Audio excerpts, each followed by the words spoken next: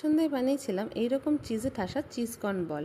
চলো রেসিপিটা দেখে নিই। প্রথমে একটা আলু, এক বাটি সুইট কর্ন সেদ্ধ করে নেব। সেদ্ধ আলুটাকে স্ম্যাশ করে নেব আর কর্নটাকে মিক্সিতে একবার ঘুরিয়ে নেব, খুব বেশি মিহি করব না।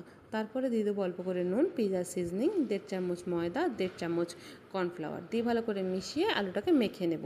এবার গোল গোল বলের আকার দেওয়ার জন্য হাতের মধ্যে কিছুটা আলু নিয়ে তার সেটাকে বাটির মতন শেপ করে তার মধ্যে দিয়ে দেবো চিজ। এখানে গ্রেটেড আমুল চিজ ব্যবহার করেছি, কিন্তু এটা কিউব চিজ দিয়ে করলে বানাতে অনেক সুবিধা হয় বা বলের শেপটা দিতে অনেক সুবিধা হয়, কিন্তু আমার কাছে সেটা অ্যাভেলেবেল ছিল না। এরপর ওপর থেকে কিছুটা আলু দিয়ে মুখটা বন্ধ করে আমি হাতে ঘুরিয়ে ঘুরিয়ে বলের মতন করে নেব। আমি এখানে অনেক বড় বড় সাইজ করেছিলাম, এটা ছোট বড় মাঝারি যে কোনো সাইজ করলেই ভালো লাগে। তারপর কর্নফ্লাওয়ারের সিলারির মধ্যে ডুবিয়ে চারিপাশ দিয়ে ব্রেড গ্রামের কোটিংটা করে নেব।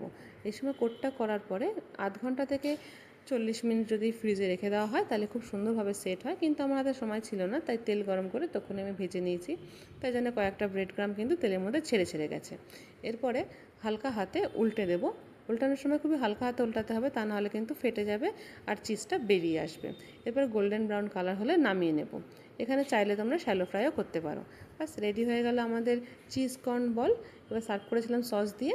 ধন্যবাদ সকলকে।